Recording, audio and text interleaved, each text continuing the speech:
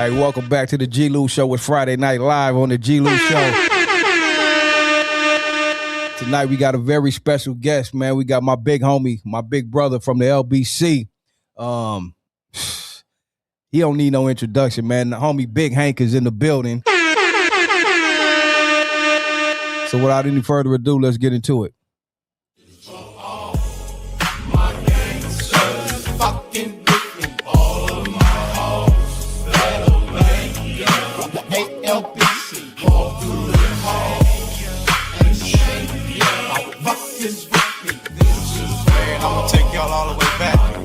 To the Hutch days, back to Melody's dance studio, Caesar's Palace. You know what I'm saying? Back when Big Moose used to walk down the street, high stepping with the blue rollers and the blue pimp socks and the blue Stacy Adams.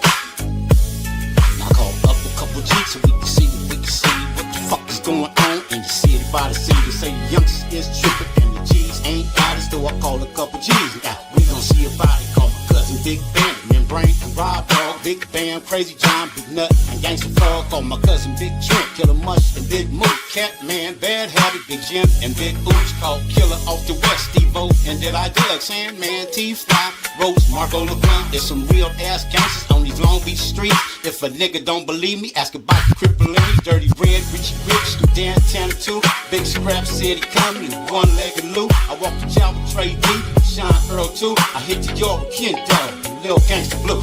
Can't forget G-Rag, Monkey, Lil 2-1. Hucklebuck, Kool-Aid, and this nigga Junebug. I raised Cup and Dusty Low, rest in peace to Boo. I gave Sticky Sam his name, Don Juan too.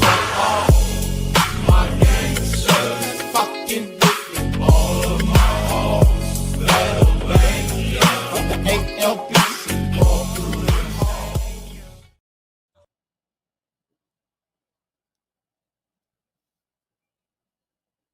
Ride through my neighborhood. Smoking on that very good. Riding through my neighborhood. Smoking on that really good. Woke up in the morning and I'm focused on my weed. I read my scriptures, say my prayers, and get up off my knees. Now it's time to get me right. I'm breaking down these trees. The ritual is every morning. Now I'm smoking weed. After that I smoke my blunt, call my niggas up. Trying to see what's poppin', nigga. Got a couple bucks. Mosey said was crackin', nigga. We pushin' in the truck. You niggas got some weed, but then they come and scoop me up. They say they got that fire weed, but they ain't trying to sell it. They picked me up and they got me right, nigga. Already smell it. The homie said, what you looking for? I said I need about 7. He said I would need the cash, but only got 11. We rolled around and fired up, and then we started blowing. This shit was bombing. It felt like fire. It felt like my hair was growing. Now we rolling around.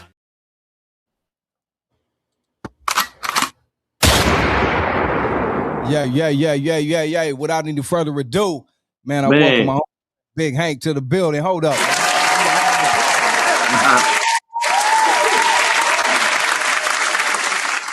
What up, Hank? Man, shit, you got all the new shit, man. All the gadgets and the motherfucking trinkets and nigga shit. Man, G-Lew came a long way, man. I like all that shit, man. You doing it. Thank you, brother. Hey, everyone tuned in, man. You've seen the title, man. This is my big homie right here, Hank Norman from Long Beach. And for people who don't know, man, we used to do a radio show before we came to the internet. We was on radio, man, for many years. On Blog Talk Radio, on the G-Lew Show, OG Sundays, and all type of shit, man. My big homie Hank Norman been along for the ride, man. So it's a full circle moment for me. It's a reunion as well. So, like I said, man, welcome Hank Norman to the show. Big Hank, man. What's up, brother? Appreciate you. I appreciate you, G-Lew, man. I want to give a couple shout outs before we get started, man. First of all, a big shout out to my wife, man, who always be supporting me and behind the nigga 100%. Not really behind the nigga, but right on my side, man. Shout out to my wife, Alicia Norman, man. And then I want to give a big shout out to your helpmate, man, Queen Jean, man. Queen Jean will always keep her nose to the grind, man, and always support me, man. So shout out to Queen Jean, man. And shout out to DD, man. DD did her shit, man. All that fly shit, man. I really know who really behind it. You dig what I'm saying? So shout out to her, man. And then, man, shout out to our boy, man, Flossie, man. He just got the I don't know if it's the patent or he got he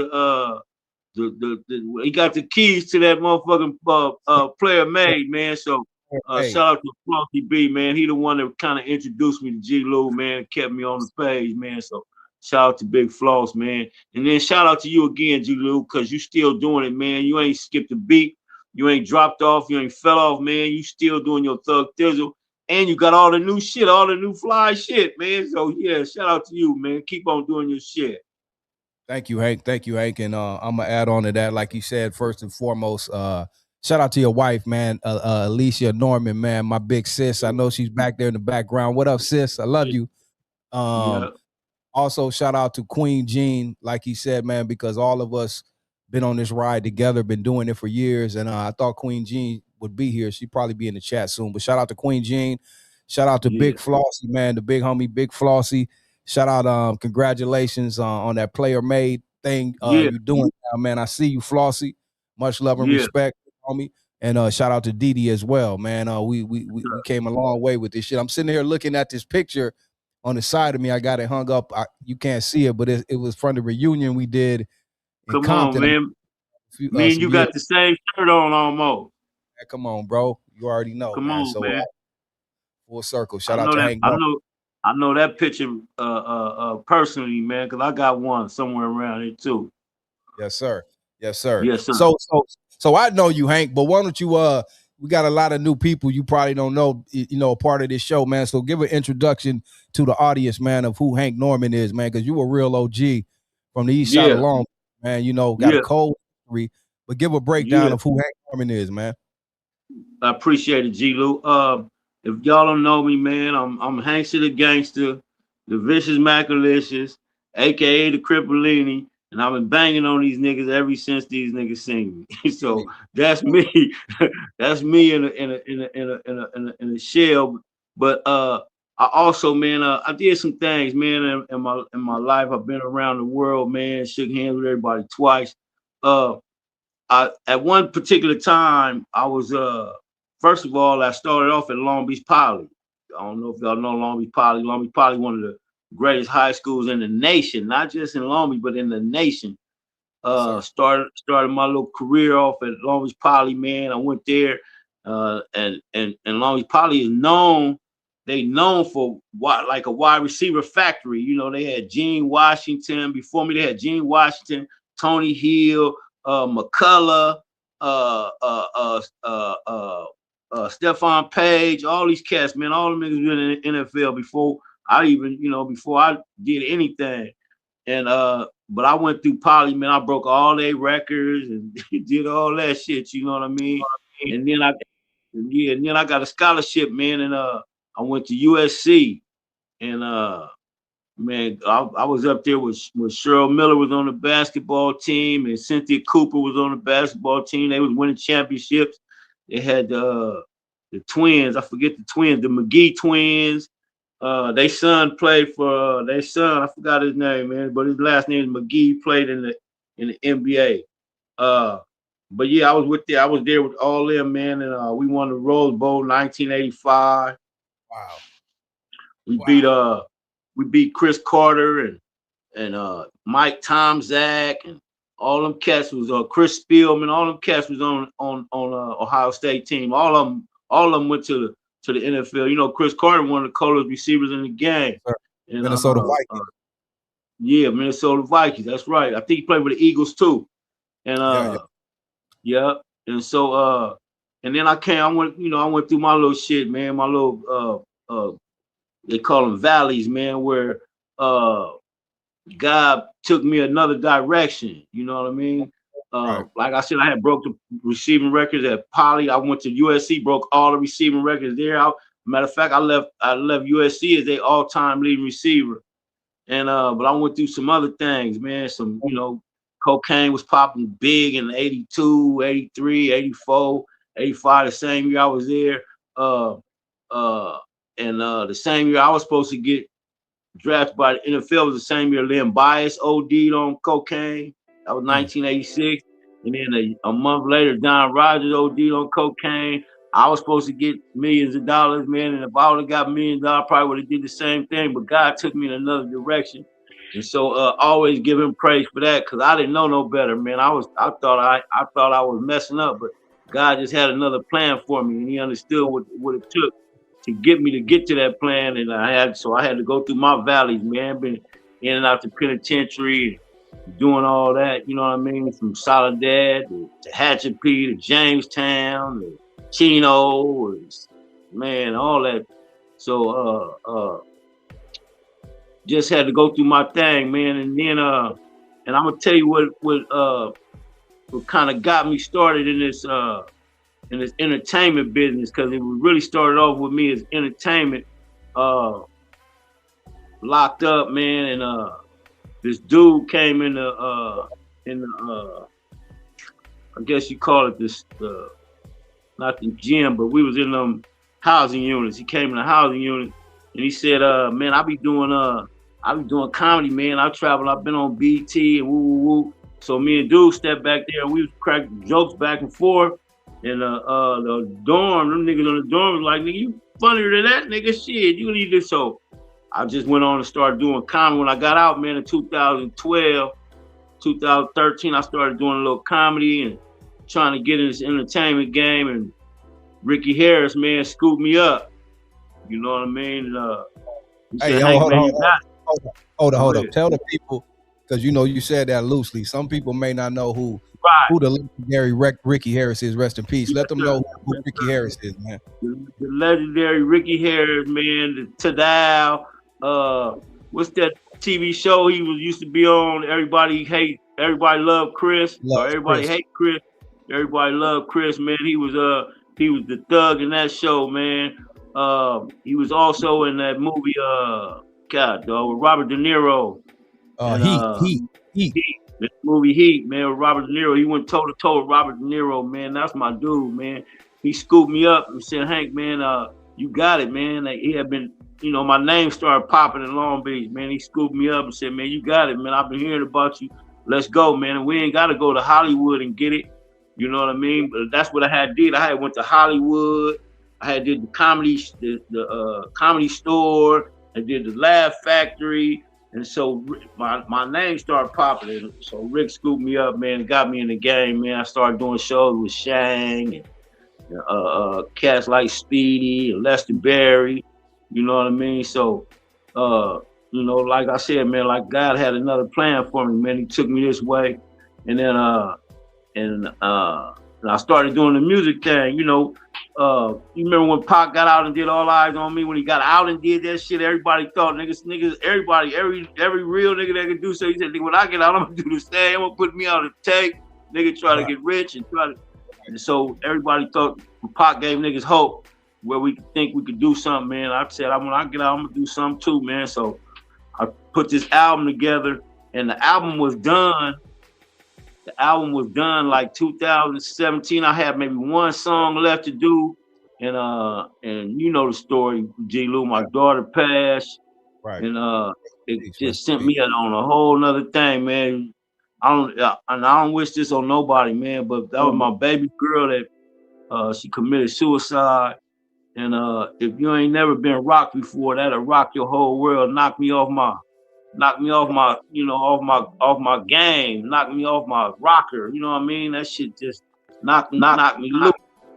Knock me loose, man. So, and I finally, and she was the one that was behind me more than anybody. She was the one pushing it. I was gonna have her on the album. I got my son on the album, but I wanted my daughter. My daughter used to rap. She could sing. She used to do all of it, man. And she's the one that pushed it.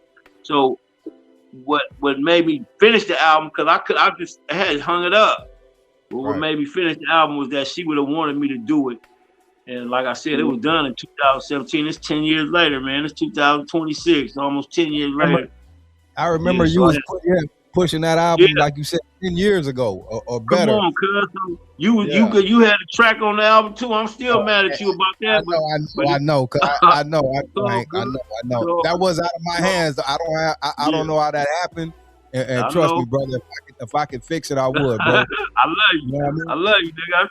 We still gotta see each other. We still gotta see each other about that. I love you, though. I know, homie. You know what I mean? My apologies though. Hey, I got that song though. I found it though. I'm gonna bang that tonight for the people. Yes, just let's because, do it. though. You feel me? That motherfucker was so cold.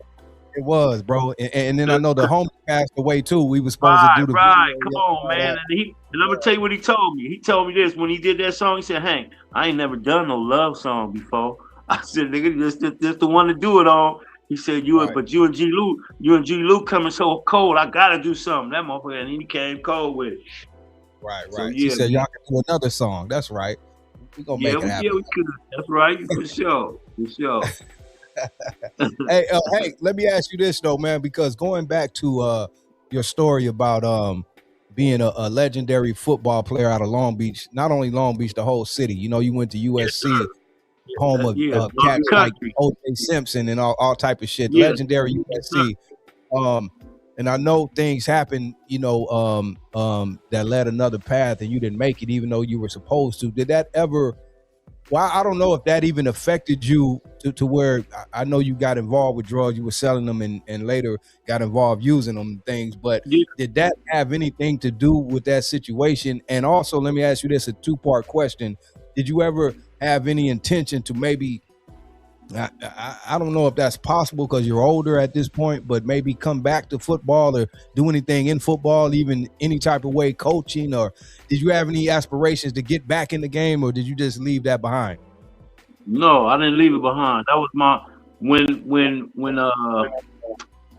when I got out the pen in 80, it was 90. I got out the pen in 90.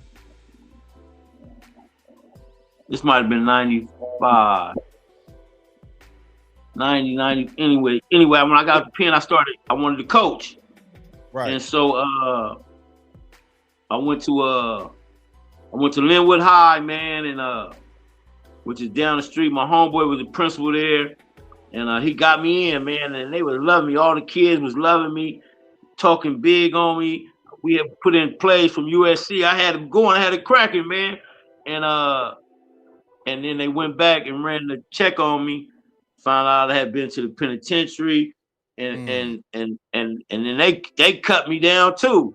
You dig what I'm saying? Like, man, we can't have you here. We can't. And so what that shit do to you, G-Lew, is it build up. So you be like, man, fuck that. I'm gonna do it another way. Right. And that's when you start dipping in the shit you ain't supposed to be doing, and so that's how that go. But my whole thing was when I had fucked up was to give back, go back and give it to the kids. I coached Pop Warner and a few other things. Matter of fact, I coached in the Snoop League. We had Willie McGinnis. That's my boy. You know what I'm saying? So he got me like, hey, come on, nigga, coaching these receivers over here. So I had the receivers popping, and I still would love to do it, but now I do it with my grandson. My grandson in the track, basketball, football, he do all of it. So I do it through him, man. So yeah, but my thing was to come back and coach though, G-Lew. Yes, sir. Right. And let me ask you this also, Hank. Being that you're so talented, bro, like in so many areas, like you just spoke on, starting with the football, comedy, rap, just so many things, bro. Does it ever get discouraging? And I'm asking this from my own standpoint. We all go through this, but you had a lot of opportunities. Does it ever, because a lot of the opportunities you had may have fell through, like the football, and then you come back with the comedy, you link up with someone like Ricky Harris, who's already in the game, who was putting you in the game, he passes away. You know what I mean? Then your daughter passes away. Does things like that sometimes discourage you? And I know you found God, but where are you at? Where are you at mentally through all of these things? Does it discourage you, or does it make you push harder? Like, where are you at with it? You know what I mean? During these times, bro. And what didn't, and also I know you had a past, like you said, with the drugs and all. Sometimes did it deter you, or did you think to go back, or like where were you at mentally to keep you focused and moving forward, opposed to falling back from all the setbacks? It's a hell of a question, G-Lew. But I can tell you this, of course, I'm human, and of course, I got discouraged, I got depressed.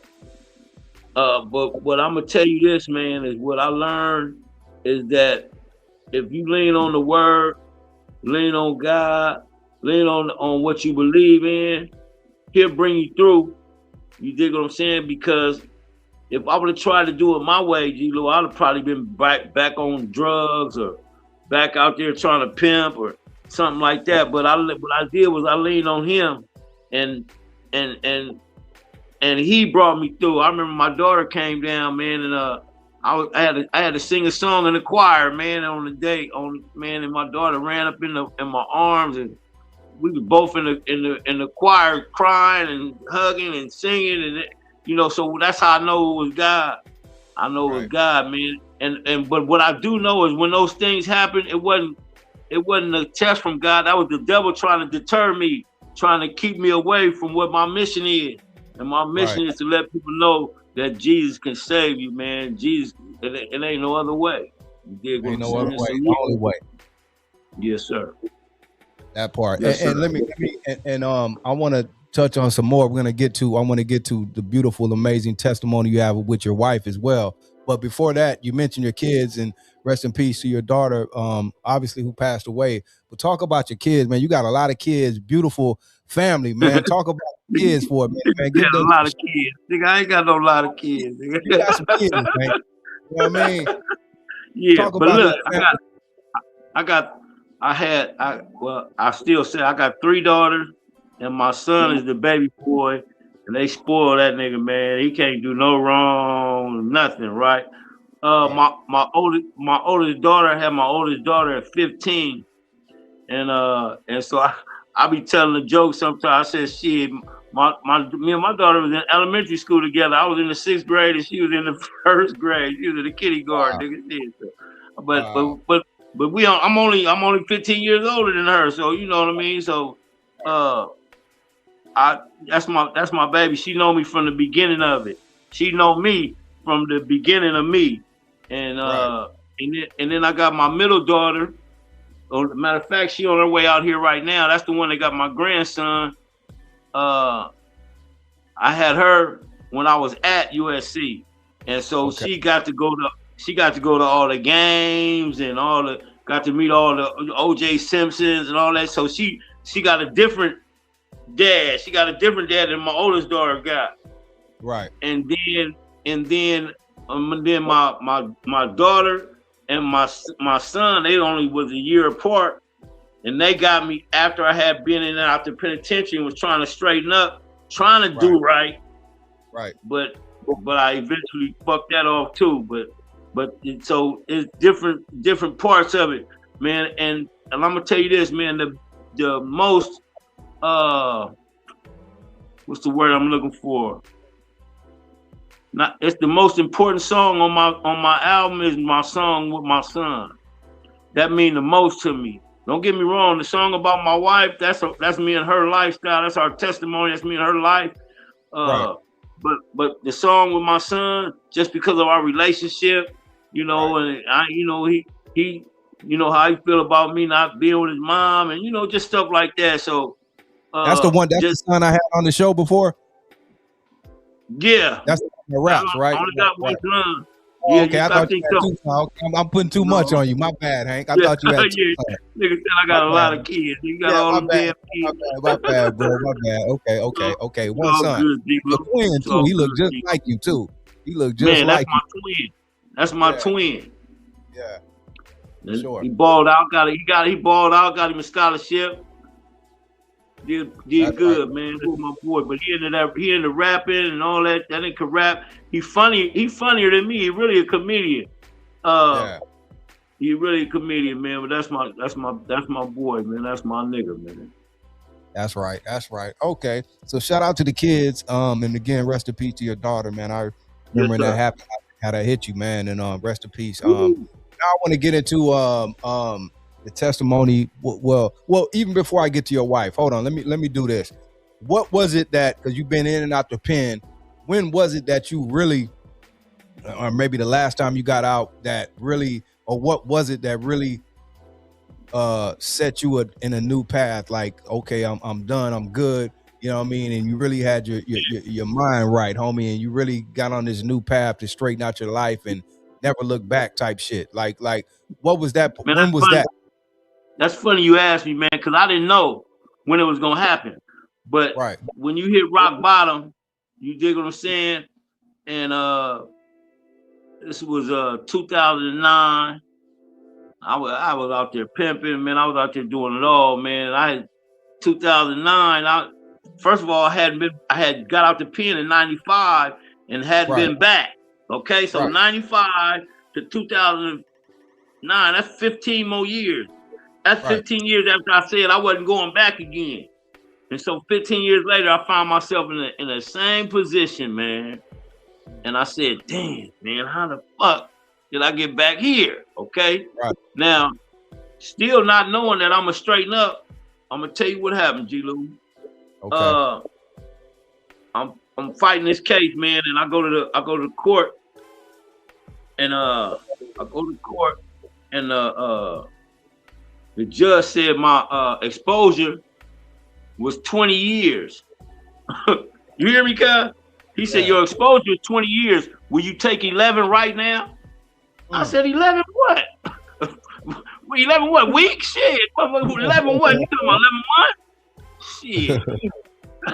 He said, "Will you take 11 years right now?" I said, "Man, I almost cussed him out." I said, "Man, you got to be crazy. I'm not taking 11 nothing. I ain't never doing no 11. I can't do 11 years, man. I would never come home." So I end up getting 4 years on that case, man.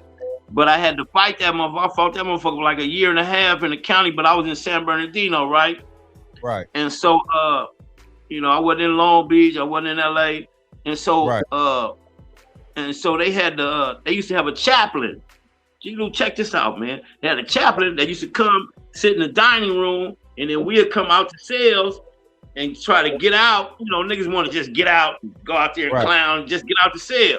That's what they was going to church for, which I was kind of doing the same shit.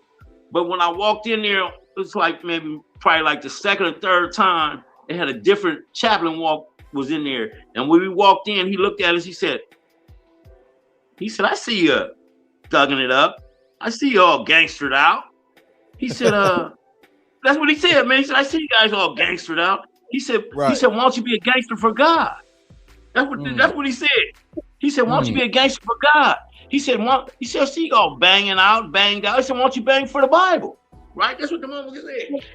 Chaplain. So he did a spiel and tried to get people to come to join church, and it was time for us to go, right?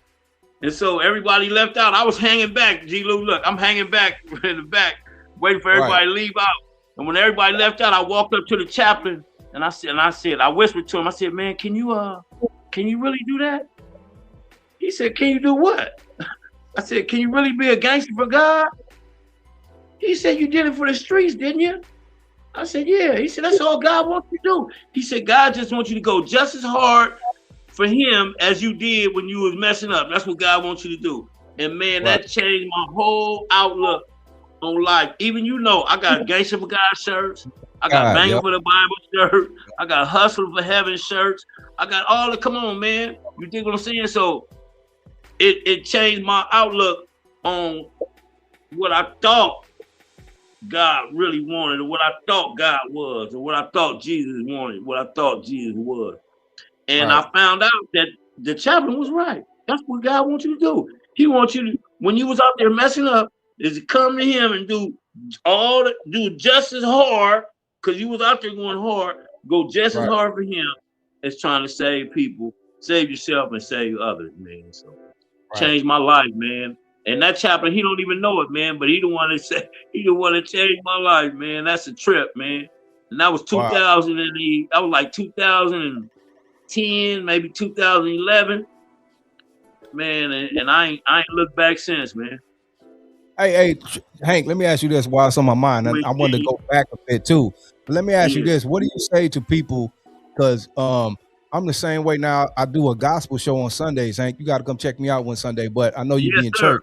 What do you say to people who look at people like you, even me, and say, man, because you ride for God, you a gangster for God, but you are still yourself, though. You still Hank. You still going to do what you do and all that. What do you say to the people who have something to say about that? You know what I mean? To say, oh, who are you to do this when we know you as G Hank, or you be over here doing this and that. but you be in church every Sunday. You're a deacon. You do all of that. Yeah. What do you say for the people who got something to say to stuff like that? Because people question me because I do a gospel show. I say I'm no holier than now. I just love God. I'm trying to go to heaven.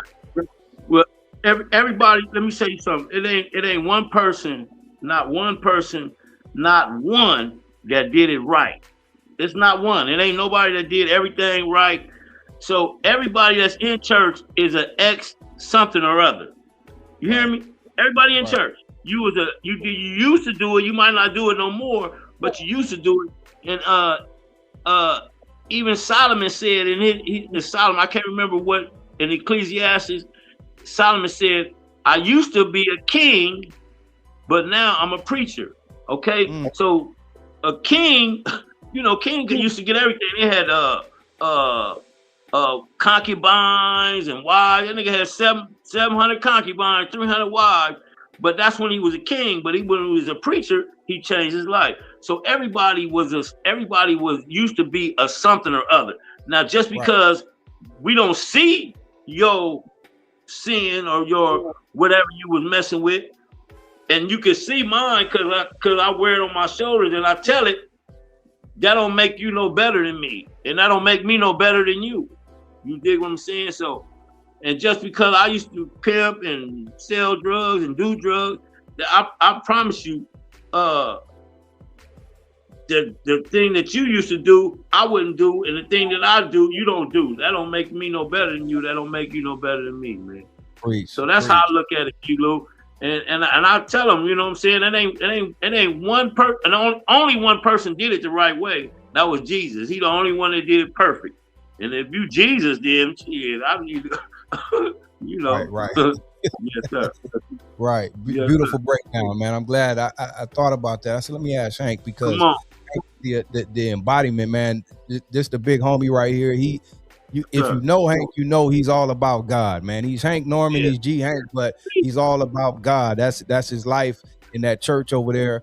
He's a deacon. I don't know if he's still a deacon, but man, he got the fly suits. He lives for God. You know, all his gear, all he got is fly suits ready for Sunday. You know what I mean? Ready for Sunday. And I'm right there every Sunday, man. I'm right there every Sunday. Just like how I used to be at the dope spot, I'll be at the church house, man. You dig what I'm saying? Just like that. Yes, sir.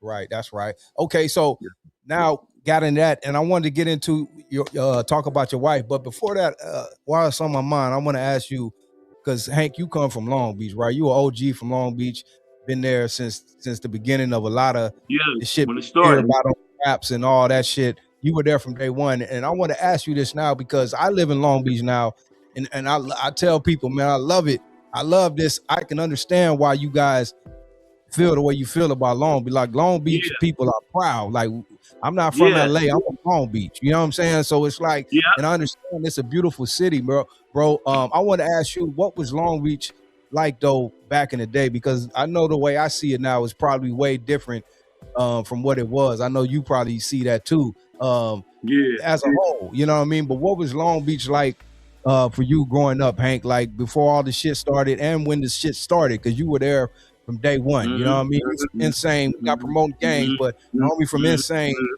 and tell us a little history on Long Beach, bro, for the people who don't know. Man, when I started with it, well, first of all, it was a lot of togetherness, man. It was like it wasn't no separation. It wasn't no you from over here and I'm from over there. You know, the West Side, some of the cats from the West Side used to play on East Side football teams. Some of the East Side cats used to play on West Side football teams. But I'm gonna tell you this: we got not our marching orders, but we found out who was who through our Pop Warner teams, the football teams, because we played a lot of Long Beach teams, but we also had to go play them LA teams, the LA Broncos, LA Panthers, the Spartans, and a lot of times when we did that, some of the cats that wasn't with it, you know, them that week they'd be sick or the niggas wouldn't come to practice. But we found out who went to the LA games, and we go just as hard as them. And so that was kind of like a breaking in of of who would be who or who would stand up. But I'm gonna tell y'all this, man, and I got some OGs that'll say the same thing. When it cracked off in Long Beach, when the Rolling 20s busted with them jackets, nigga, they had some embroidered. They had the embroidered jackets, nigga, with the money sign on the back, and they was Rolling 20 hustlers. Everybody in Long Beach wanted to be a Rolling 20. Okay, so everybody, all right, because them niggas came with some. I don't know where they got that shit from, where they got the jackets, because niggas wasn't no LA cats riding around with no Crip jackets with embroidered letters. They got that shit from somewhere, and you had to have some money, or you had to be hustling to be a 20. And they really kind of originated Insane, because Insane, the niggas that started Insane, they all went and knocked on the door. They was knocking on the door. Hey, can we get in? Can y'all let us in? They were like, you got some money? Like, no, we ain't got no money. You got a lowrider? No, we ain't got no lowrider. No, well, you can't get in. And so that's what started the Insane. Them niggas said, what, y'all ain't gonna let us in, nigga? Wait till we come up with this Insane. And them niggas came up with Insane. They said, well, how can we, fuck that, we gonna be insane on these niggas. And that's how that shit started. And then what started right after that was Westbound Original Crips. So it was like back to back to back. And that shit hit, man. And what the coolest thing was, 20s had some jackets. The Westbound niggas had some white jackets with letters on it. Insane didn't have no jackets, niggas. Insane had no jackets. That niggas was scrappy, dirty. Get it, nigga, go get it out the mud. And nigga, we went and got it, and that's what it was. And so that's how it started, man. And, let me ask you this. There still wasn't no separation. It was just who's who and what's what. Right. Let me ask you this, Hank, because you spoke on the 20s and Insanes, right? So the 20s have always been more like the hustler, the money guys, right? And that's gonna answer. We'll go to my next question, because for people who don't know, Insanes came and Insane, like, no disrespect to the 20s, but I know Insanes will, from everyone knew from long, they was the one really, put it down and was grimy and real, like on some other shit, right? So why was that, as you said? But let me ask you this: why was it that the Insanes weren't you all are on the east side? Like, was it a separate part where the shit was a little more grimier over here where the Insanes were? Why weren't the Insanes like getting the money or whatever mixing with the 20s? What was up with that? It was just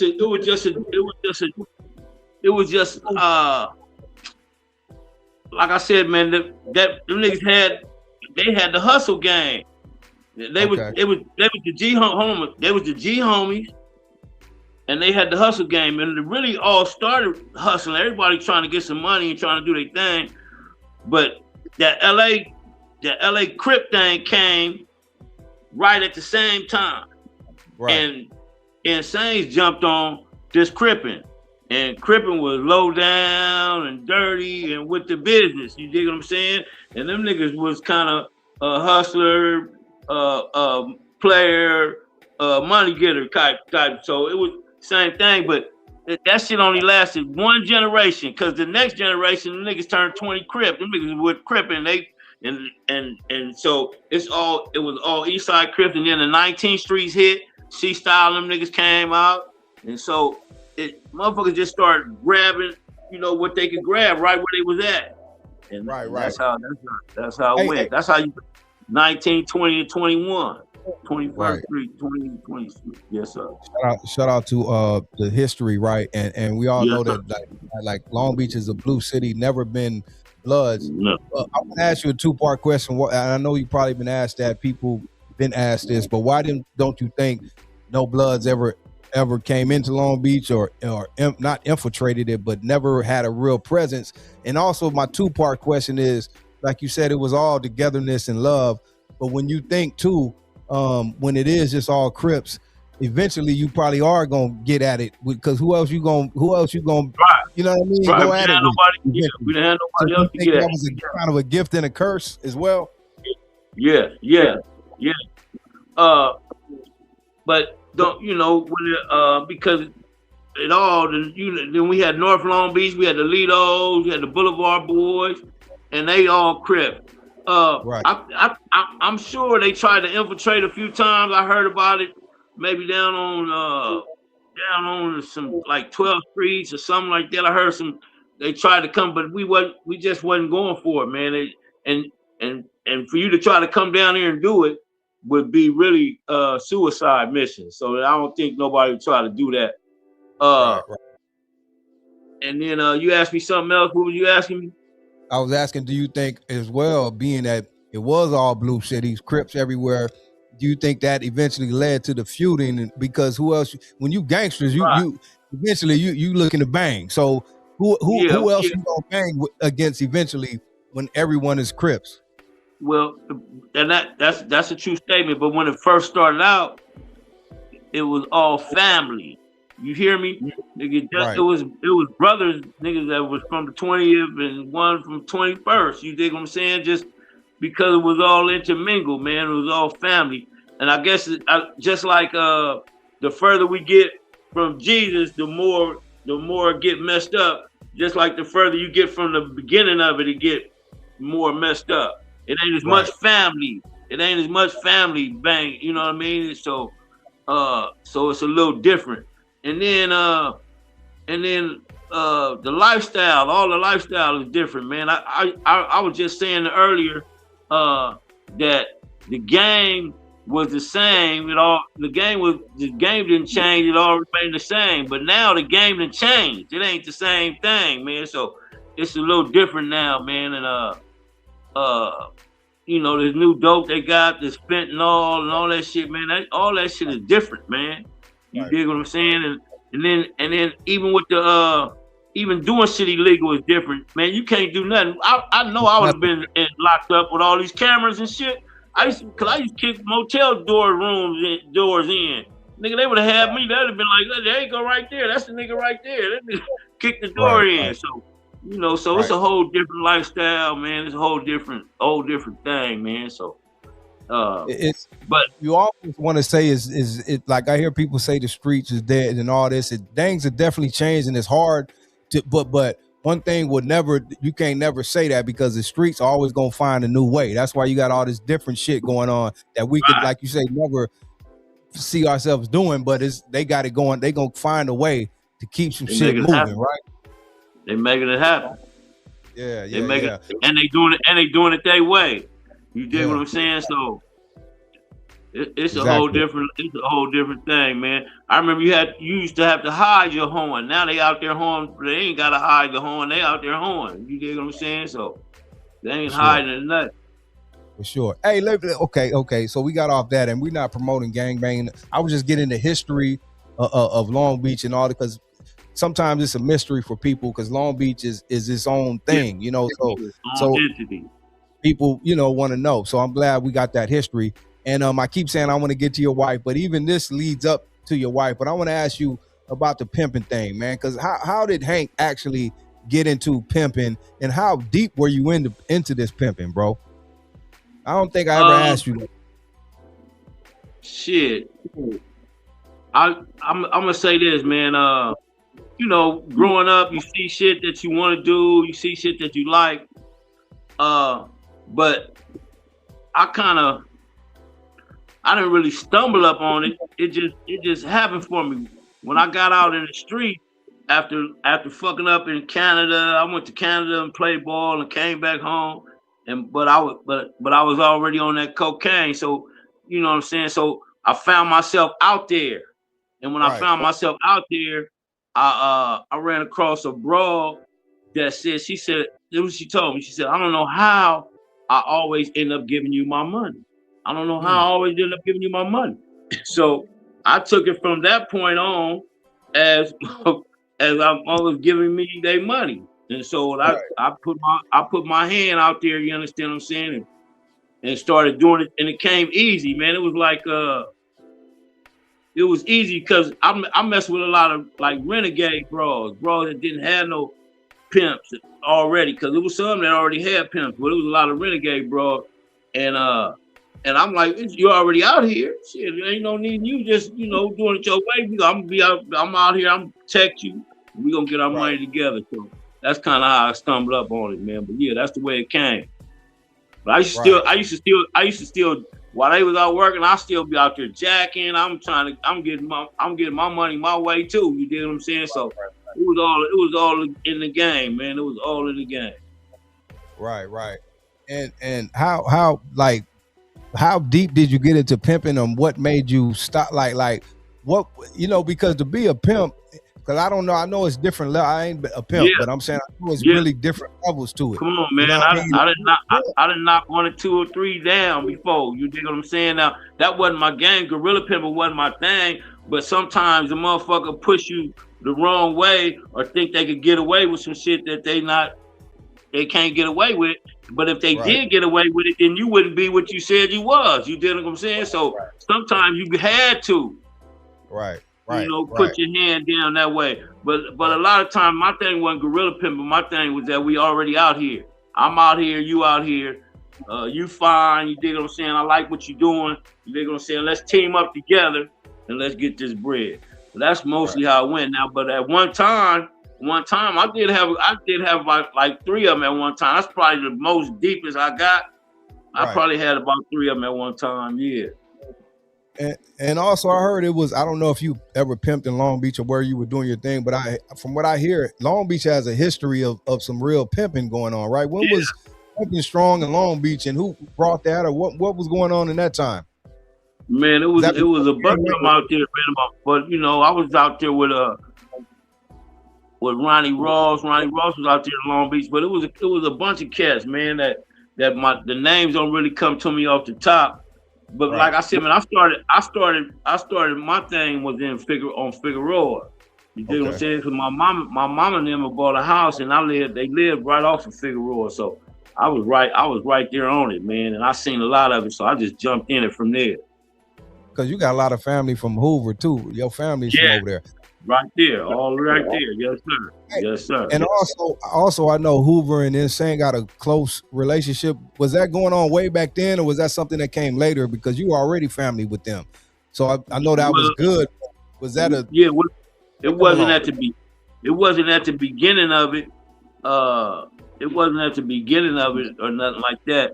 What had happened was Cass was like in the penitentiary. They was choosing up, you got the old card, the neighborhood card, and you know what I mean, and the coasters was rolling with the O's, and then you had the CC Riders, they was all together, and so what happened was, the Hoovers wasn't fucking with nobody, and we don't fuck with nobody. You dig what I'm saying? Long Beach car don't fuck with nobody, and so we was there. And that's how it clicked up. You dig what I'm saying? But and it's always gonna be some mingling like that. That's always there. Just like how the O's do, just like how the neighborhood car do. You dig what I'm saying? So the great. I think it was the Compton and Watts. It was rolling in the O's, coasting in the O's. It was so, and then. The Hoovers wasn't fucking with nobody, and we wasn't fucking with nobody. So it was just a natural hookup thing, natural hookup. That's right. Okay. So again, people, we just getting history today, and I'm glad my OG Hank, because this my big homie right here, but we never got deep. I've interviewed him a few times, but we never really got that deep. So we getting real history tonight, and that brings me to your wife, Miss Norman, Alicia Norman. You guys got a cold history. I don't know if you want to get too deep into that, but you're always one who openly speaks about everything in your testimony. But let's talk about your wife, how you guys met, and that whole thing, because that's a whole new path you've been on with your wife, man. And you guys, everyone loves you guys, man. Like one of the best couples, Hank and Lisa, man. Tell us how that happened. We're gonna play that song because that tells the story too, and the video. But tell us about you meeting your wife and that new path you took in life, bro, because I don't know, it's a beautiful testimony. Well, I'm 60, I'm 62, 26 years. I'm 62. I've been knowing her since I was 4 or 5 years old, and she was 9 and 10 years old, and God had our paths crossed then, right? Right. And man, I was in love with her. She was pretty, man. I was in love with her, but that was at the same time when I had got, like I said, I had got molested when I was little. I was young, man. My babysitter was putting me on top of her, and so I was kind of a little faster than other cats and trying to move a little faster than other cats because I thought I was doing doing grown up shit. Right. So that's what made me push at the 9-year-old or the 10-year-old, which was her. And then I moved to Long Beach, and she stayed out in LA. I think she ended up going to Crenshaw. I ended up going to Long Beach Poly. She ended up having a baby. I ended up having a daughter. Matter of fact, 2 daughters. I ended up going to USC, and like I said, man, when I went to, I played a little bit in Canada, man. I came back and I fell in the pimp game, and jacking and hustling on the streets, and she was out there doing the same thing. She was out there. She was a renegade. Right. As a matter of fact, she told me, she's like, nigga, I don't need no pimp. You dig what I'm saying? Right. But when I ran across her the second, so this the second time I run across her, which is on Figueroa. I seen her, man. She was across the street. Matter of fact, she was at her daddy had a hotel that he owned, and she was at the hotel that he ran. And man, she had that motherfucker working like she was a parking attendant, nigga. She was making motherfuckers park, come in, pull out. She was stuffing money, nigga. She was making motherfuckers go in, come out. She was still, right. I'm like, damn. So I'm across the street. I'm watching this shit. I'm like, damn, she over there getting bread. Whoever the fuck she is, I don't even know who she is. I'm fresh out the pen. I just got out the pen. I just did 2 years, almost 20 months. Just did 20 months from 89 to 90, and I was fresh out, man. You dig what I'm saying? And so I saw her, and I got up enough nerve and went over there and hollered at her. Shit, man, you look like shit. You looking good over here, man. Who you fucking with? I ain't fucking with nobody. She said, I don't need no pimp. I'm like, man, well, you looking good. You look like you need to be with me, and whoop wop wham and whoop wop wop. And so hold up, Hank. So still, when you meeting her this time, you ain't realizing this the same? No. Okay. All right, go ahead. All right, go ahead. So I don't know. It's my ex-girlfriend from 4 or 5 years old, right? I don't know it's her. So we get to talking, man, and we chopping it up, and she telling me she don't need no pimp, she don't need no nigga, but what she did was she found out who I was. I had just went to the pen, had like 4 or 5 robberies out there, man. So they had labeled me as a jacker. That nigga a jacker be watching. And right. So then I fell into when I ran into her though, I was like, I wasn't out there jacking. I had a little broad already who was in another motel down the street. And I was fresh out, man, but I was scoping. And she was over there doing her thing. So what I would do is I'd go get some money for my little broad and then go get some yayo or something, and I come over to where Lisa was at, and I go up in the room and fuck with her. And that shit went on for about a week and a half, maybe 2 weeks. And then this one time I came over there, man, I knocked on the door, man, and she opened the door, man. She jumped right in my arms. She said, nigga, I choose you. These niggas trying to rob me, right? She said, niggas trying to rob me. So I go up in the room. It's a nigga from Main Street, and it's a nigga from Hoover, nigga from Main Street. I said, man, y'all got to get up out of here, man. And it was a couple of bros up in there too. Matter of fact, one of them used to work with me, a little bro named Stormy and a bro named D. So I got both of them up out the room, and she showed me where all her money was, all her dope was. I said, you know, we got to get the fuck up out of here because them niggas gonna come back, right? So we got up out of there. Nigga, we got up out of there, cuz went down about 10 blocks and posted up down there, man.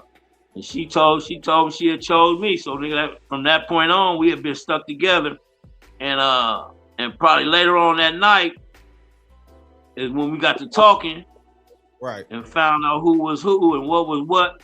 And I said in my thing, I said we smoked a dub and started making love.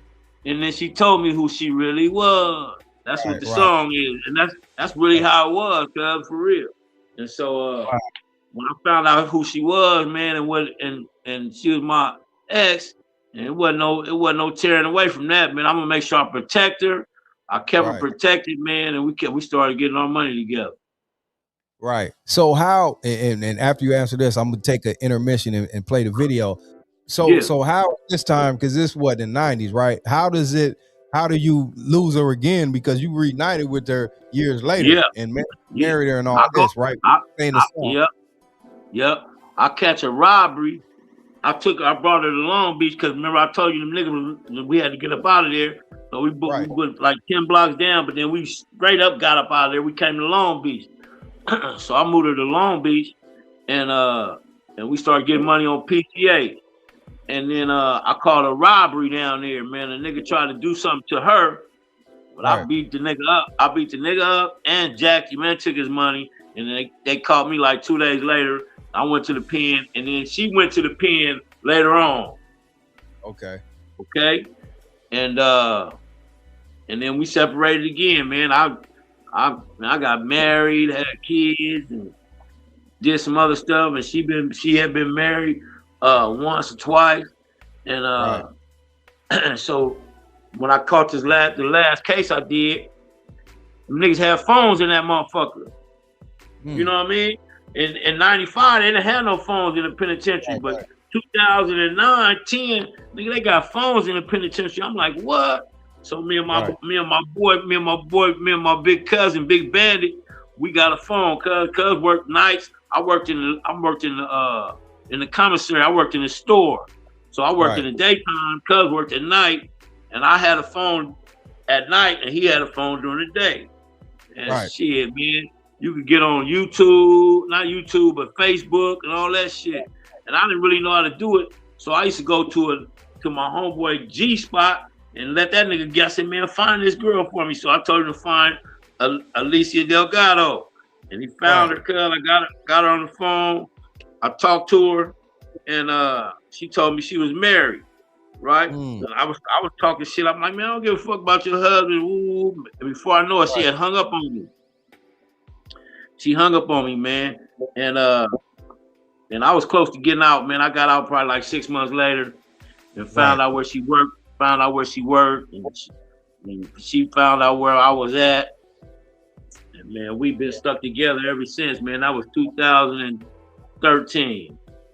Wow, that's a true love story, man, and one of the best. And if you guys knew his wife too, man, his wife, man, respectfully, is a sweetheart, an angel, man. Beautiful, she is like she's a beautiful. I don't know if she's back there, but hey, Lisa, love you, and she is amazing, man. God bless you, brother. Beautiful heart, bro. Beautiful heart. She love helping people. She go out her way to help people, man. She said she back there screaming, "Hey, G-Lew."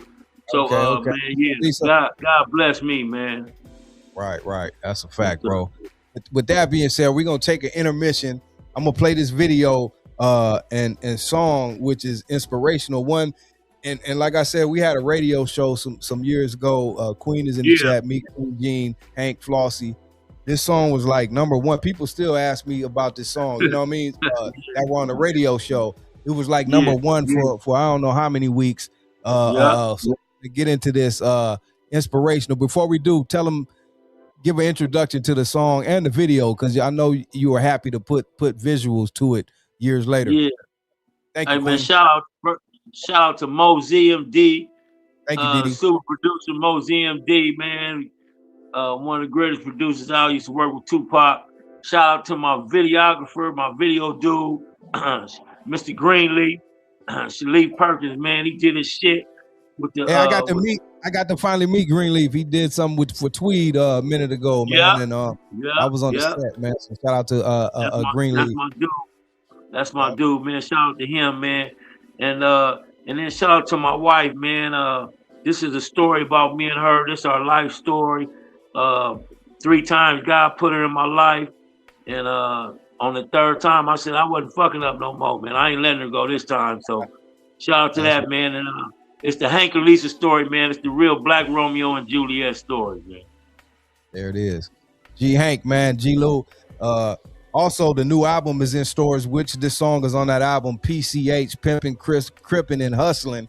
PCH, yes, if you know. So it's available now, right, Hank, on all platforms, everywhere, right? All platforms, Spotify, YouTube, all of them. Yes, sir. That part. And this is the lead single, Inspirational. G Hank and his wife, Lisa Norman.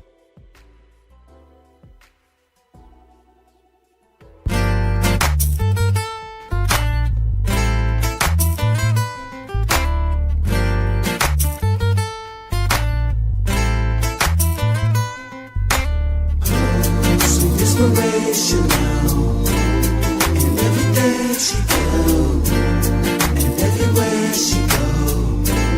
So inspirational. First time I saw her, I knew that I love her. My only wish is to get undercover. I'm only 5, I don't know anything, but what I know is she my beauty queen. She say she 10, but I really think she 9. I told him 6, but nigga, I'm really 5. It's after school, nigga, really mackin'. I got my lunch bell and my Scooby snacks in. We walking home from school and holding hands. I'm waving to my homies, I'm the man. Just like a Mac, I'm on the outside. She like my girl, she on the inside. Walk by the park, I see the robot slide. I grabbed her hand and then we took a ride. On the way down and I stole a kiss. I still remember kissing tender lips. Inspirational in everything she does and everywhere she goes. So inspirational, so inspirational in everything she does and everywhere she goes. So inspirational. Next time I saw her, she like 29.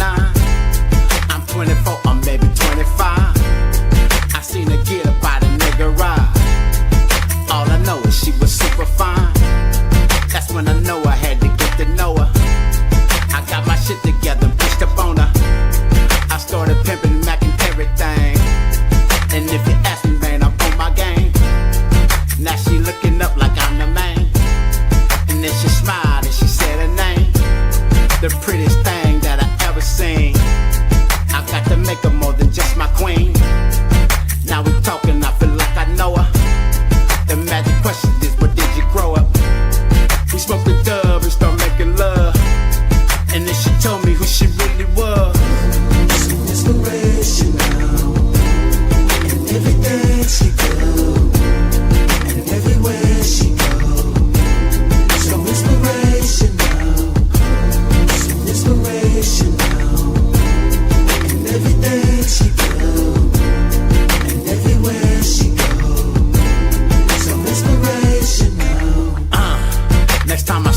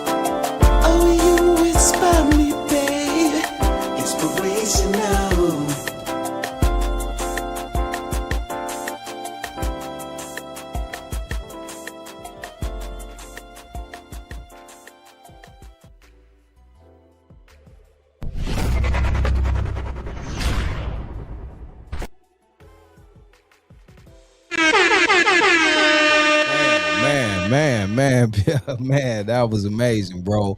And Man. man, to see the visuals now and to get a visual, because we was banging that. Thank you, Miss Trish. We was banging that years ago.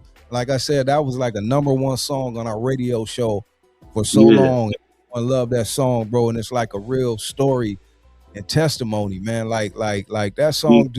When you wrote it, Hank? I know you've written a lot of songs. When you wrote that song, did you really know? I mean, what it was going to do, the impact, or did you just write the song like I'm gonna do this one and do it for my wife? But did you know the impact it would have like years later? Like how that's one of your, I'm sure, favorited song. If I don't know if that's the word is right, by people though. You know what I mean? Yeah. Like, did you know? And I'm sure your wife loves it. Like, did you Oh, know man, when you that's wrote that? What was going on when you wrote that song, bro?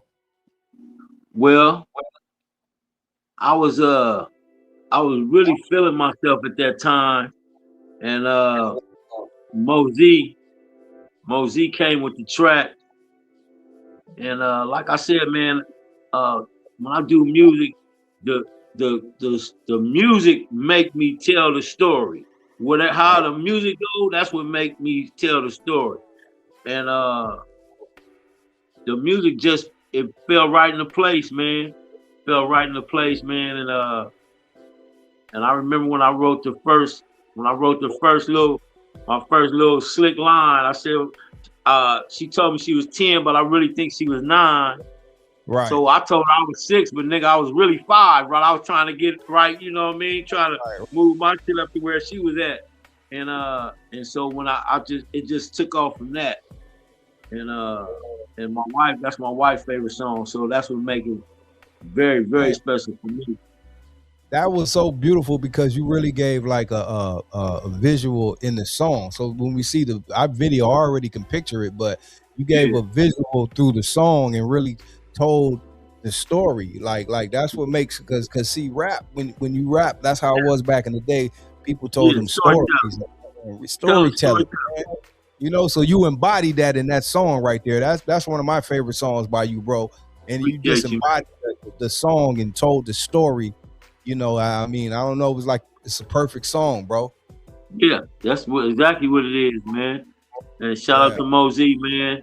Shout out to Mosey and shout out to my wife. Thank you.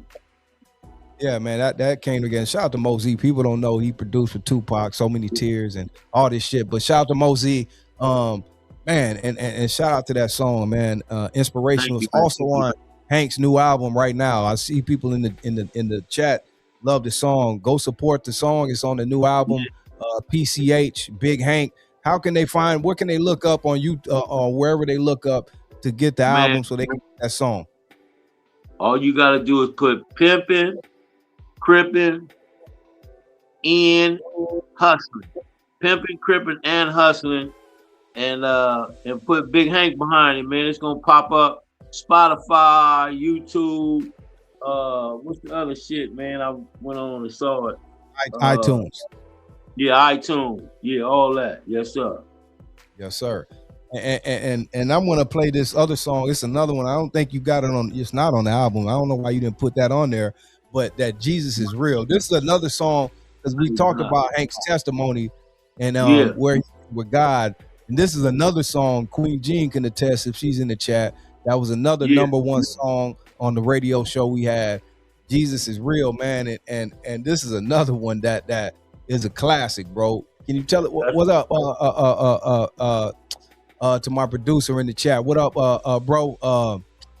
Maniac. Oh, okay. But tell us about this song, Jesus is Real. I'm gonna play this too, bro, because they gotta hear this, man. It ain't on the album, but this a classic. King, me too, man. Appreciate you, bro. Yeah, this is the reason I couldn't put on my album because it's nephew Michael's song, his Bulldog song, and his cousin Damo, they call him Damo, Morgan. He the one that did the track. And me and nephew Michael came up with the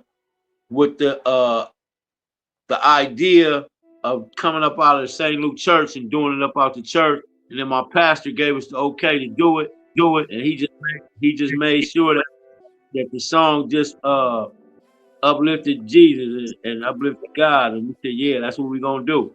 And so he Man, let us get at it. this is another one, bro. It's a classic, man. Jesus is real. Yes, sir. One of my favorites as well. A lot of other people.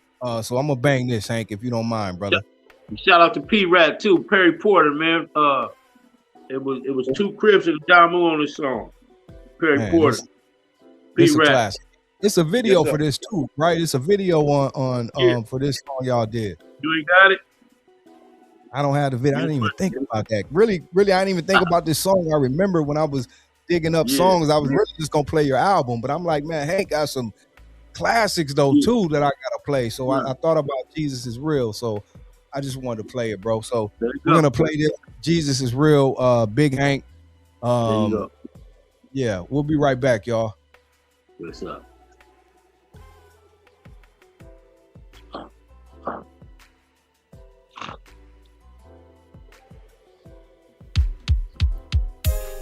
Yeah, man, my Jesus is real, man. I'm gonna tell you what he brought me through. Let's go. Jesus is real, sincere with the gratitude. I used to be the dude walking around with the attitude. Now I'ma keep it real, tell you just what he brought me through. Been shot 5 times, and they thought they had got me too. Now I can take you back to my days on Figueroa. When I had them on the streets, man, I had them on the corner. Came up and bought a house, and I moved out to Corona. From the package I was slinging all the way to Arizona. Now Jesus is real, he done brought me through it all. And took a couple lows, I done took a couple falls. That even hit the pen, me mugging through them halls. And just to get the child, I had to walk you through the fall. Now I can tell you more, and it's all gonna be real. The only way I'm here is, man, I had to take the deal. Now I can take my time and I can tell you how I feel. My Jesus is the only way I got to keep it real. Jesus is real. Jesus is real.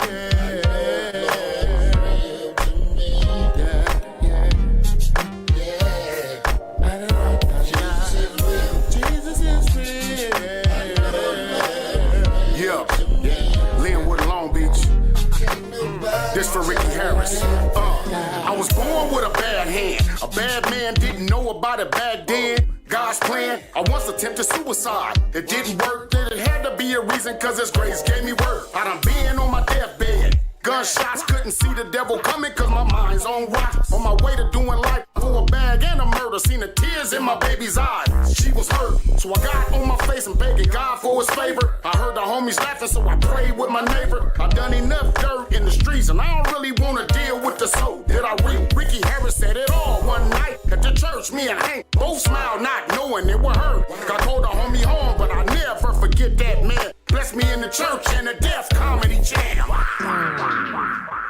Jesus is real. Jesus is real.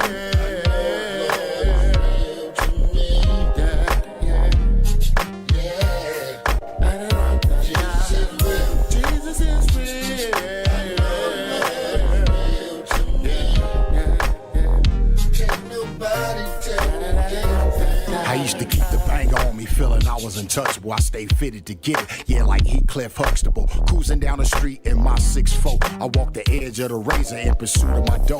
I was ruthless, I kept it rocking to the right side. My son had to eat, so ain't a thing I won't try. This lifestyle I lived, it led to prison and back. I was feeling persecuted, yeah, like John the Baptist. My mama used to ask me, boy, when you gon' quit it? At the same time praying for me, hoping I get it. My soul was heavy burden, I was short on faith. One night I heard the voice of God and I saw his son's face. I started praying for myself and got stronger than Lord. And now I reap a better harvest, way bigger than before. I wear the armor of the Father, ain't no need for a gun, cause I'm protected by the blood, cause now I'm walking with his son. Jesus is real. Jesus is real.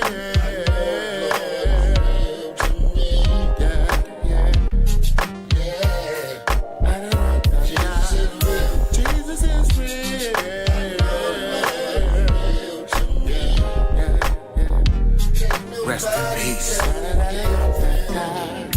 What's up with you, Mike? What's going on? What's up, Big Hank? Man, I can't call it. What's happening with you, homie? Everything good, man. You remember the testimony night? Man, that night with Ricky Harris at that church. Man, that still on my mind heavy, man. That blessed me, homie. When I seen y'all pull off, homie, I was just like, man, it just seemed like he was an angel already, man. He said God is real. That's what he did say, God is real. Yeah.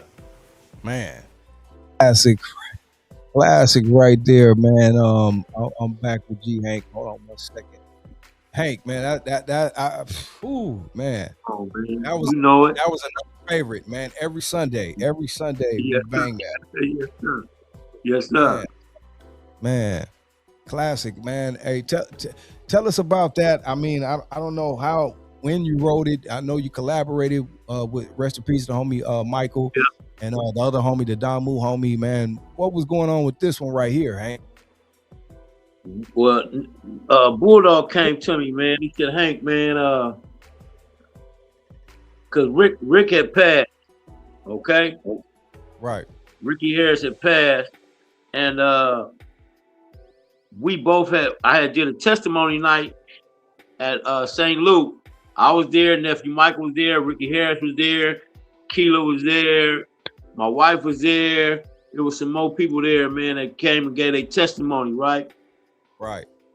And Rick had just had his second I want to say second heart attack or second heart something, right? And he had went into a coma, and I had went up to the hospital, right? And Rick, he seen me, he looked up at me, he said, Hank, man, where the sun at, man? Where the sun at? That's what Rick said to me. And I said, nigga, the sun where it's always at, nigga, up in the sky. Nigga, fucking me, where the sun at? And so he was in the hospital, but he was cold. He had just came up out of a coma, right? And so he said, man, Hank, man, get me over by the sun. So I took him over to the window and I opened the shades up, and that nigga got in the sun and he was like, ooh. He said, Hank. He said, man, this time, when I had my heart problem, man, I went into a coma. And when I went into a coma, he said, I talked to God. He said, Hank, God is real, man, right? So that always stuck with me, right? This Rick told me. He said, God is real, Hank.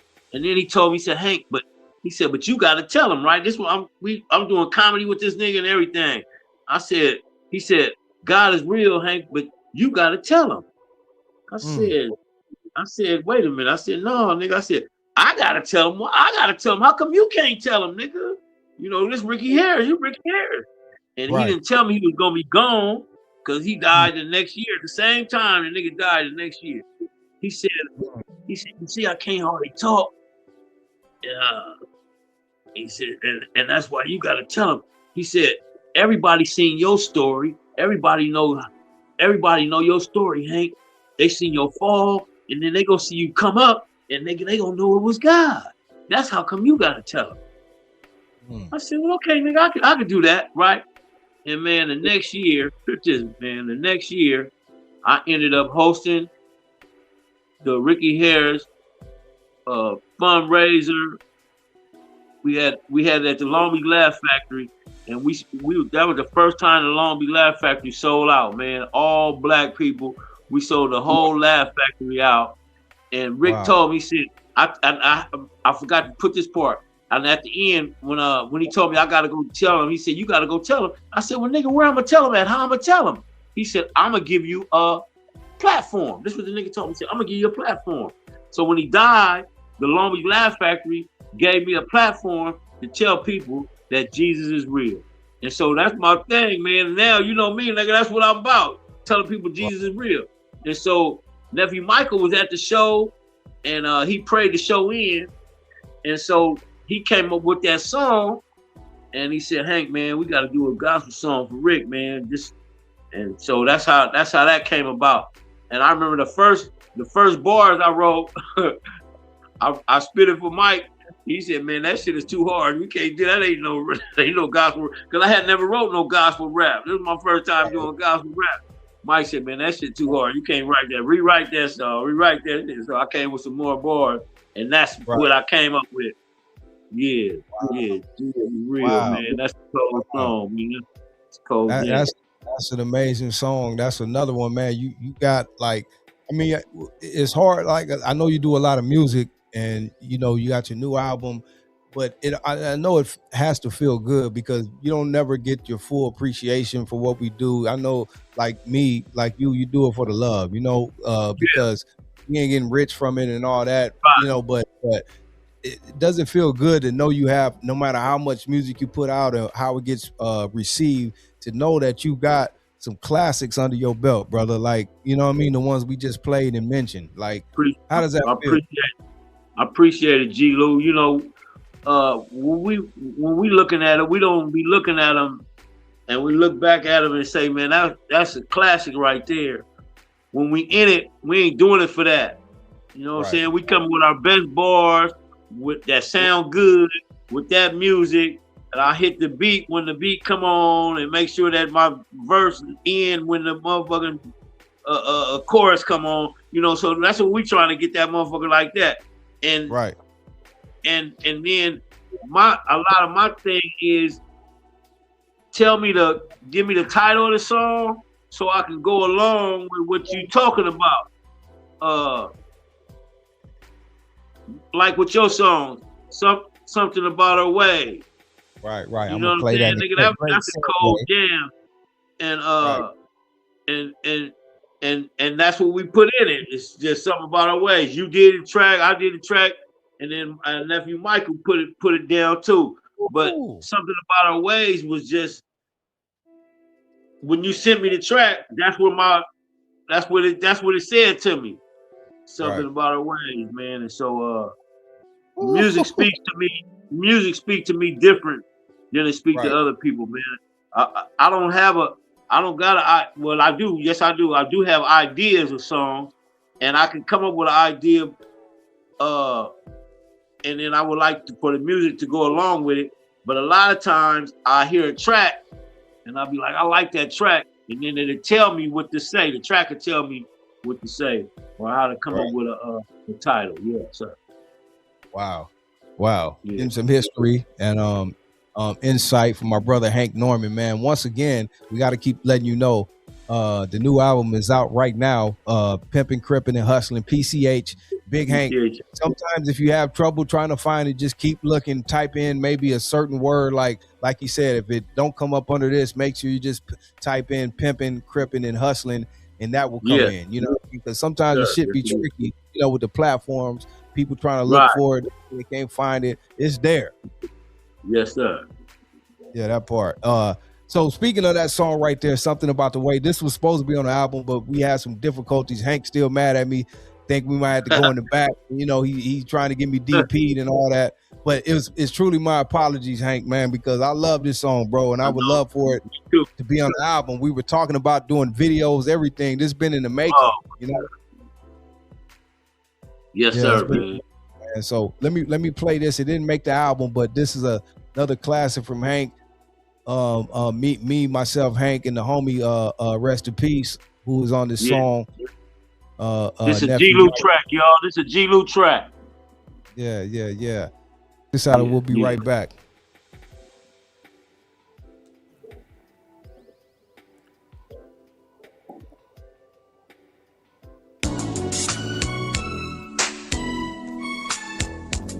Man, she's so fine.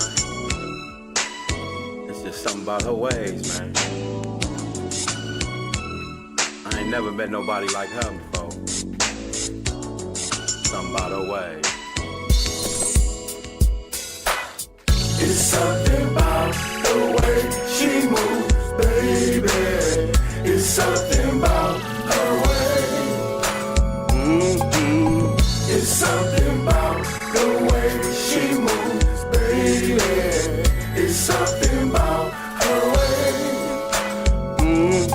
I knew that I would love her. First time she gave me a number, I seen her out that night. I'm thinking I'd get her undercover. She looking like no other. Them others, she's above her. Her eyes so light, her ass so tight. She looking like a stunner. So I told her I could love her. Introduce her to my brother. Since he my little brother, wanna see what he think of her. She fine and shine like summer. Everything about I want her. I take her with me when I go. Ain't never had no drama. So I told her that I love her. Took her to meet my mama. Respect my mama decision. What she say, that's what I honor. She seen I treat my mama, and that kind of played on her. And now she see our relationship is getting kind of stronger. So now you know I really want her, so I'm acting put it on her. I want you to be my girl, but now that's only if you want her. It's something about her ways and the way she moved and make me want her. And tonight she's gonna let me beat it how I want her. It's something about the way she moves, baby. It's something about her way.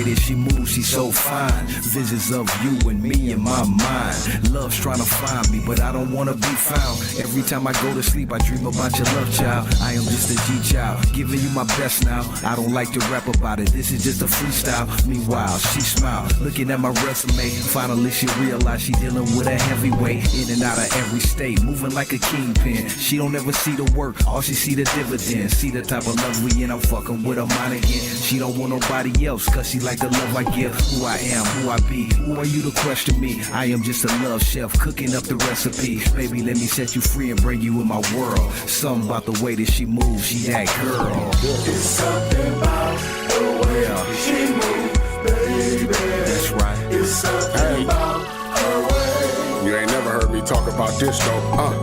It's something about the way she moves, baby. Mosey. It's something about God did this one.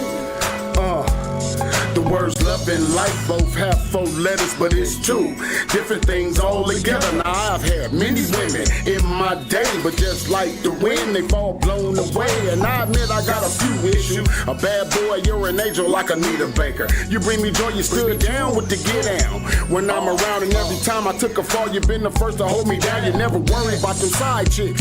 Pay bills and when the drama gets a little thick, pull off your heels, you remind me of my mama. My one and only true love, you make me wanna stop banging and praying to God above. got a feeling something here's about to change. Love is just a touch away. It's something about the way she moves, baby. It's something about her way. It's something about the way she moves, baby.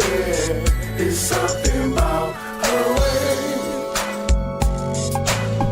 It's something about the way she moves, baby. It's something about her way. It's something about the way she moves, baby. It's something about her way. We. Man, G Hank, that's another one, bro. That's a classic, man. That's us. Man. Yeah, that was us, man. Man. Rest in peace to the homie Michael. Yes, sir. Nephew Michael. Bulldog. Palm it up. Yes, sir. Wow. So that brings us to today, Hank. What's going on with Hank Norman, man? 2026, man. Man, my daughter just got out of town tonight, man, and my grandson is in town tonight, man. Tomorrow gonna be a beautiful day. I just put the album out. Just put the video out. Thinking about doing something for Rick in December. That's when he passed. December 26th. Believe that was the date. Thinking about putting something together for him, man. Somebody called me about it. Said we need to do something. Oh man, I gotta can't really talk about it though, but doing the movie. So yeah, man, life is good. Life is moving, and me and my wife we gonna have our 10th year anniversary, October the 22nd. 10 years, man. That's a big one. So congratulations, come on, man. Bro. I already know how y'all do. Y'all go on boats and cruises and all type of stuff. I already know, man. Our little favorite little spot, man, is to go to Catalina, man. We like to go there. It's like a little Mayberry town, man. It ain't hardly no cars, and ain't nobody over there doing much. But you can go get you some nice food, man, some nice drink, and you be by yourself, man. That's what I love it too, man. I love it over here. That's but this kind of special, we might do a little something more than that. So we'll see though. You a fool. Hey, and how does it feel? How does it feel, Hank, to officially have the album out, man? And what's been the reception? And just how does it feel, bro? Because I know you've been working on this for a minute now, for some years, and finally have it being put out. And how you feel about it, bro? I feel real good about it, man. I put my heart and soul into it. especially that inspirational song. Put my heart and soul into it. There's a few more on there too, man. But I've been getting a lot of I've been getting nothing but positive response back on the album and the songs. You know, the whole damn beach. That song, man. I got over 20,000 views on the video. Right. You know, stuff like that, man. International pimping, everybody love that. Right. And then I got the last song I did was All Long Beach Crib. It got all the names and it got so many names. I ain't gonna never be able to do that song. I already know, because I can't remember all them damn names I put in that motherfucker. But Right. but it's hard. And my OG homie said, my OG homeboy, he said, nigga, that's the new Long Beach anthem right there. So just him saying that made me feel, you know, come on, man. Right.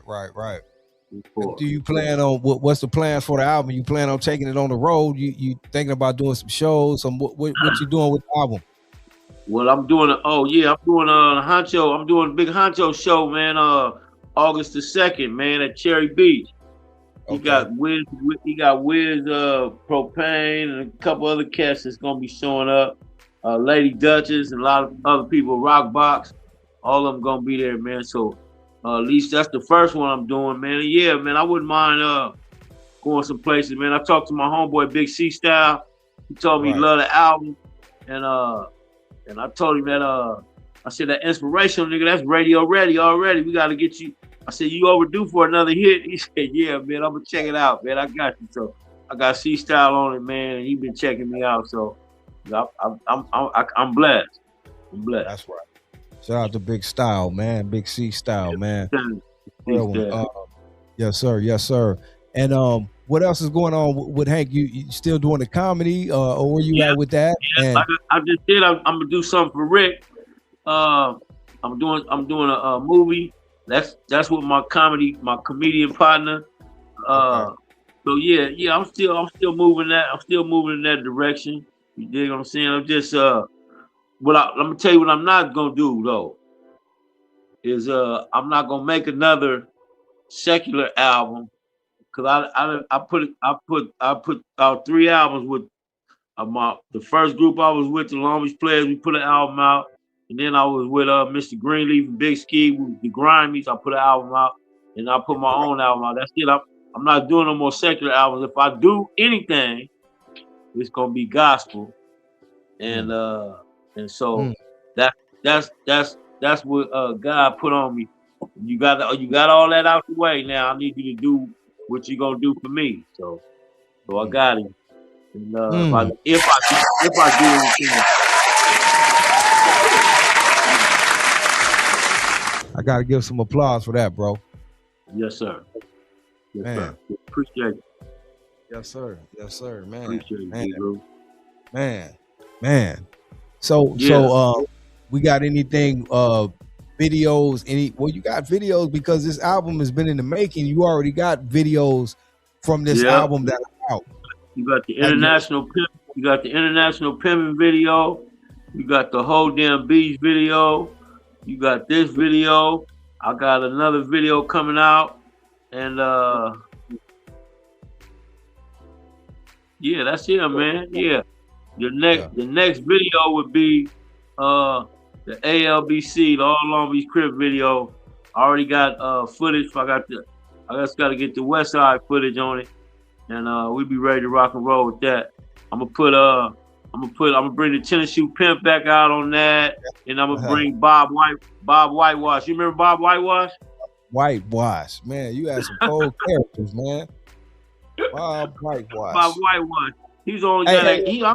I'm Bob Whitewash. I'm the only guy that can do this stuff. That's why they called me. Yeah, that's why they didn't call you. They called me because I can handle these guys. You guys can't handle these guys. You guys not about that business. Yeah, Bob Whitewash. He gonna be up there who's his top. Hey, speaking on that, tell the people where they can go check out some of your past comedy and some of your comedy work. Man, you can go anything, man, anything on YouTube, man. Big Hank at the Laugh Factory, Big Hank at the Comedy Store. Yeah, I'm on there, man. Go check me out. And also check out that Pimpin', Cribbin' and Hustling, man. That PCH album, man, on Spotify, YouTube, and iTunes, man. I really appreciate y'all, man. Thanks a lot, G-Lew, man. I love you, man. I appreciate it, guys. Love you too, man. I ain't gonna keep you long. I know it's past your bedtime. But check this out, Man. Hank. One more thing. Tell us about your work you're doing in the church. Are you still Deacon Norman, and what's going on in the church, man? And tell them the church, St. Luke Holy Baptist. Tell them to hold it down, man. I'm finna give it all to you. Yes, sir. I'm Deacon Hank Norman. As a matter of fact, I'm men's ministry leader at St. Luke Worship and Word Church. It is Holy Baptist Church, but we St. Luke Worship and Word Church on the west side of Long Beach, 1401 West 34th Street, Long Beach, California, 90810. Services start at 10:25. We also have Bible study at 9 o'clock in the morning, and then we also have a Bible study every Tuesday at 6 o'clock. Every Tuesday at 6 o'clock. And yeah, man. So my wife is food, right? I might want a plate. You also give out food as well, right? Oh yeah. We got the Breakfast Club every Monday, except for the first Monday, but every Monday at 9 o'clock. We also serve free lunch every Monday at 12 noon. Yeah, my wife is a deaconess and an usher. I'm a deacon, man, there, man. Come on through, man. It ain't nothing but real people there. We ain't faking like we holier than thou. You know what I mean? But we come up there to give God praise, give him all the praise. Because he the one that dug us up out there. He the one that pulled us up out of the muck and the mire. Right. Yeah, shook us off, cleaned us up. That part.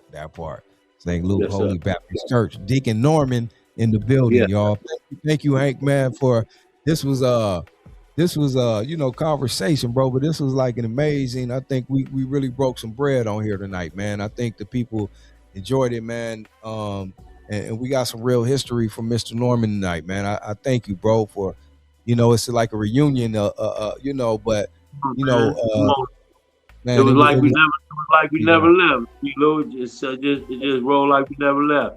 I saw Queen on there, man. I saw a couple of other people on there that I want to say thank you for all the accolades, and thank you for all the thumbs ups, man, and the keep goings, man. I really appreciate that, man. Y'all don't know how much that really meant to me. And shout out again to my beautiful wife. Shout out to you again, G-Lew. Appreciate you, man. Her there, that's her. Trish, peace, love, blessing. Appreciate you. Yeah, shout out to Trish. Miss Trish. Yeah. Much love, Trish. Thank you. Shout out to Queen Jean. Shout out to Eurydice.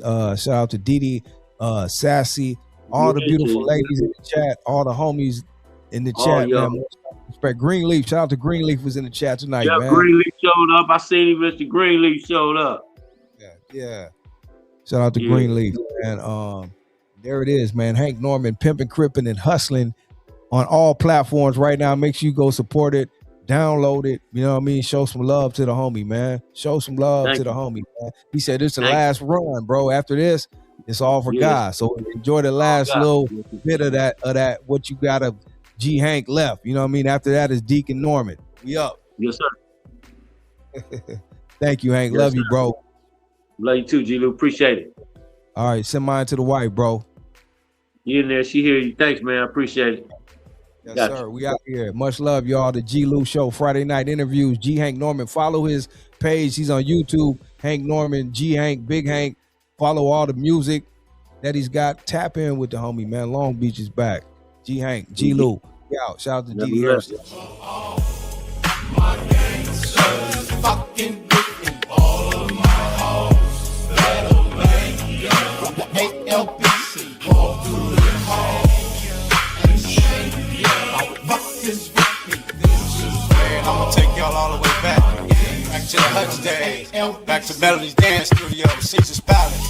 You know what I'm saying? Back when Big Moose used to walk down the street high stepping with the blue rollers and the blue pimp socks and the blue Stacy Adams. I call up a couple G's so we can see what the fuck is going on In the city by the sea, they say the youngsters is tripping and the G's ain't got it, so I call a couple G's. Now we gon' see about it. Call my cousin Big Ben, Membrane and Rob Dog, Big Bam, Crazy John, Big Nut and Gangsta Frog. Call my cousin Big Trent, Killer Mush and Big Moot, Cat Man, Bad Habit, Big Jim and Big Ooze. Called Killer off the West, Steve-O and Did I Doug, Sandman, T-Fly, Rose, Marco LeBlanc. There's some real ass gangsters on these Long Beach streets. If a nigga don't believe me, ask about the Cripple Lane, Dirty Red, Richie Rich, the Dan Tanner too. Big Scrap City coming, one-legged loot. I walk the job with Trey D, Sean Earl too. I hit the York with Ken Dog, and Lil Gangsta Blue. Can't forget G-Rag, Monkey, Lil 2-1. Hucklebuck, Kool-Aid, and this nigga Junebug. I raised Cup and Dusty Low, rest in peace to Boo. I gave Sticky Sam his name, Don